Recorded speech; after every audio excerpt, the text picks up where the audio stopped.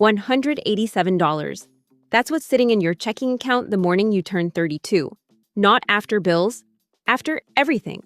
You're at the kitchen table in your apartment near East Point, the one with the window unit that only cools half the room, drinking coffee from the mug with the hairline crack you've been meaning to replace for 2 years. By the time you turn 40, that $187 is going to look almost embarrassing next to what's actually true. Tonight, you don't know that yet. Tonight, you just know the number, and the number is small enough to fit in your palm the way a piece of change does. You built a spreadsheet 6 months ago in a weekend of quiet panic and closed it because what it showed you was too uncomfortable to sit with. Tonight, you open it again. The cursor blinks in the same cell it blinked in 6 months ago, waiting for you to finally do something about it. Income, $71,200 a year. Sounds fine until you map it out. $5,933 a month before taxes becomes $4,110. Rent, $1,475. Car payment, $410. Insurance, $195.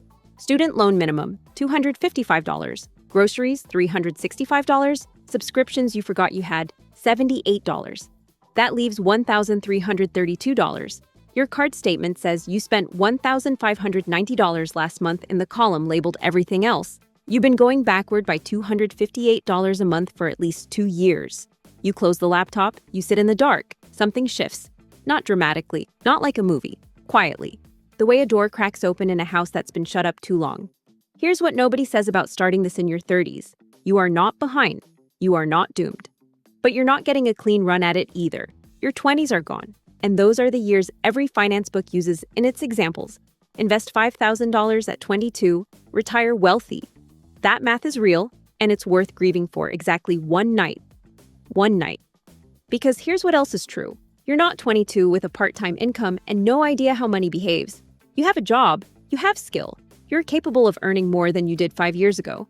And you're old enough now to stop lying to yourself about what the numbers say. At 32, if you invest $575 a month and average a 9% return in a diversified index fund, you'll have just over $1 million by 62. That's arithmetic, not optimism. Just math running quietly in the background of every decision from here forward. But $575 a month requires the unsexy part almost everyone skips. Turning $187 into an emergency fund, killing a $258 monthly deficit, and deciding that where you are in 5 years matters more than what you eat this Friday. Age 32. The first 1,000. The first milestone isn't $10,000. It's $1,000 you don't touch. Harder than it sounds.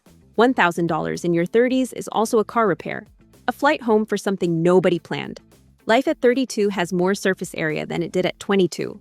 More things can go wrong, more people might need you. So building that first 1,000 feels like pouring water into a cracked glass. It keeps leaking back out before you can feel it. You sell the coat you bought to feel successful at 27, $91 on an app. You cancel 3 subscriptions, $78 back. You bring lunch from home for 6 weeks, maybe $165. You pick up 2 Saturday shifts doing something you're a little overqualified for. And you don't tell anyone, because there's a specific quiet embarrassment to it. That's $290. One morning you check the account, $1,021. No celebration, no announcement. Who would you even tell who'd understand why this number matters? But something small and solid sits in your chest that wasn't there before. Proof you can change the direction of something. You close the app, you make coffee, in the chipped mug, still, and go to work. Age 33, the repair bill.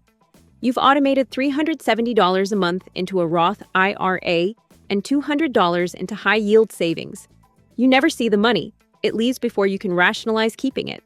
You live on the rest, it's tight, it works. Then your car makes a sound. You know it immediately. A low, grinding groan from somewhere under the floor on a Tuesday morning in February, 21 degrees outside. You pull into a gas station lot and call the mechanic, and he says what you already knew he'd say. $2,150. 3 years ago, this bill would have wrecked you. Not just financially, emotionally, a spiral. A reason to quietly give up on the whole project. You'd have put it on the card, told yourself 2 months, watched it sit there for 8 instead. Instead, you transfer the money. You authorize the repair. Sitting in the cold passenger seat while your Camry gets towed, you feel something specific and quiet, not happiness, something steadier than happiness. You rebuild the fund over the next 4 months. You don't miss a single contribution. You do the math on the way home. 4 months of tight, deliberate saving to replace what took 30 seconds to spend. And even that trade feels like a win you wouldn't have recognized as one 2 years ago. That's next. Age 34. The coffee maker. Something happens this year that has nothing to do with your account balance. We'll come back to it. First, the market drops 17% over 4 months. You watch real money evaporate in real time. You check the account every day for 2 weeks, then force yourself to stop. You keep contributing. You buy more shares at lower prices without fully believing you should. You don't sell. By December, you're back where you started. Like the drop never happened. Here's the part nobody talks about. You're standing in a Target on a Saturday in October. You need a coffee maker. The mug's crack finally spread to the handle, and honestly, the old machine gave out around the same week, which feels like a sign you don't examine too closely. You're holding 2 boxes. One's $34, the other's $109. 5 years ago, you'd have grabbed the cheaper one without thinking. End of decision. Instead, you do a different kind of math. You use this thing every morning, twice on weekends, roughly 400 uses a year, 2,000 over 5 years. The $109 one has a 5-year warranty and no hot plate to burn out. The difference in cost per use between the two is about 4 cents. You put the $34 one back, you buy the $109 one, and a new mug to go with it. Plain white, no crack. Sitting in the parking lot afterward, you realize something quietly significant. You're no longer thinking in the next 30 days frame. You're thinking in years, not as discipline, as instinct, grown in without you noticing it grow. That's the thing that happens at 34. The wiring changes quietly, without announcement, and that shift is worth more than almost any tactic in any finance book. Age 35. The restructuring and the Audi. March. Your company announces a restructuring. The email goes out Thursday afternoon, and by 3 p.m., the Slack channels go quiet in the specific way that only means one thing. People are in private messages. People are updating LinkedIn. You go home and run the numbers. If you lose this job, your savings covers roughly 3 months at your current spending. You know that number down to the dollar because you've tracked it for 2 years. Your portfolio is there if you need a deeper layer. You're not safe, but you're not one paycheck from collapse the way you were at 31. The layoffs land 2 weeks later. 14 people. You're not one of them. 2 of your colleagues are. Watching them carry boxes to their cars on a Tuesday, you feel something complicated. Relief you're not among them, guilt that you feel relief. And underneath both, a cold understanding that this happens again. To you or to someone close to you. And the only real answer is months in an account. You raise your emergency fund target from 3 months to 6. You don't touch your investments to do it. We're at the halfway mark now. 4 years down, 4 to go. And this is usually where a video like this starts to feel like a lecture instead of a life. So here's the turn. The first half was about not going backward. The second half is about what all of it starts buying you. Sometime that same year, your friend Trevor buys an Audi. Black, financed over 72 months at 7.2%. He doesn't tell you the rate, calls it basically a lease, and changes the subject. But you've done enough math in your life to know what that payment actually costs him monthly. And you know what Trevor makes. And you know those two numbers together tell a story he hasn't let himself read yet. You're in the passenger seat, and you feel the pull of it. The leather, the silence of the ride, the door closing with the sound of something engineered to feel expensive. Somewhere inside, quietly, a voice says, "You've been so disciplined. Haven't you earned something?" You notice the voice. You don't argue with it, and you don't shame yourself for having it. You just notice it, the way you'd notice a change in weather and let it pass, because you've learned something about desire. Desire isn't the enemy. Desire on a schedule is. The question is never, do I want this? It's what this costs you in time and options in the future you're building. A $58,000 car at those terms runs past $72,000 total, for something worth less than half that by the time the payments stop. You get out of Trevor's Audi and walk to your Camry, and you feel something that takes a minute to name. Not deprivation, not jealousy, clarity. The specific pleasure of knowing exactly what you're doing and why. Age 36, $50,000.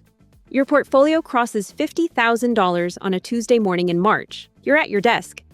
You check the app between meetings, not obsessively, habitually, the way you'd glance at a plant you've been watering to see if it's grown. The number reads $52,300.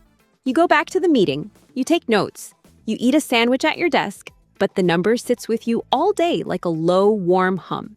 This is the first one that feels structural. Not a milestone you're proud of, a foundation that's been poured and cured and will now hold weight. Everything you build from here sits on top of this. This is why you started at 32 instead of waiting for 42. Foundations take time to cure. You gave it the time. Age 37. The raise nobody sees you spend. You get promoted.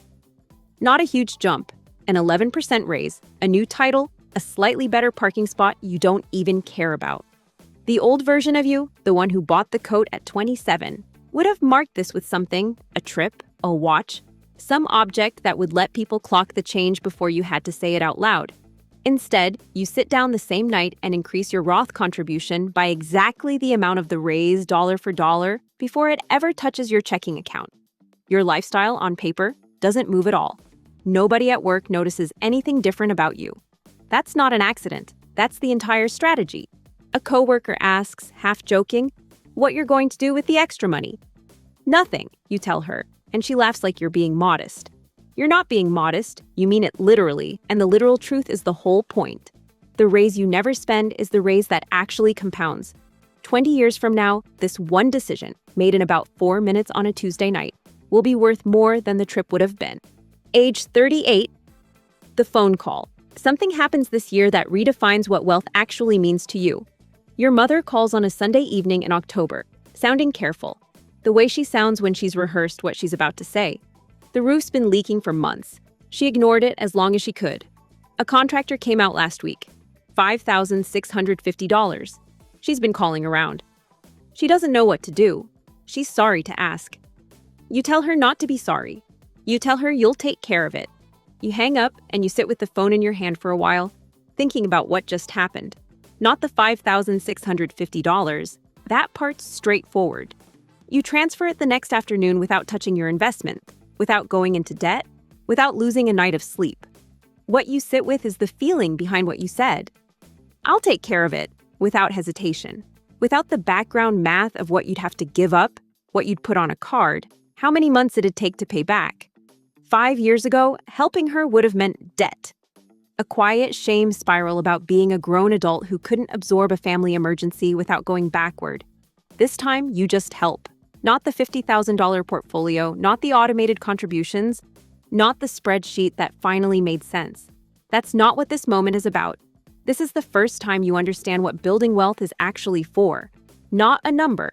The ability to show up for people you love without it costing you your stability. It's capacity. It's the option to say yes when it matters. Your mother mentions the roofer again a week later, almost in passing, telling you the work looks good, that she can finally stop worrying every time it rains. She has no idea what the number cost you to say yes to so easily. That's the whole point of building it this way. She never has to know, because it was never going to be a problem in the first place. You sleep fine that night. Age 39. The machine. Your portfolio generates over $9,400 in a single year from growth alone, not contributions. Capital doing what capital does when you leave it alone long enough. You're making money in your sleep, on weekends, on sick days, on the days you forget to check the account entirely.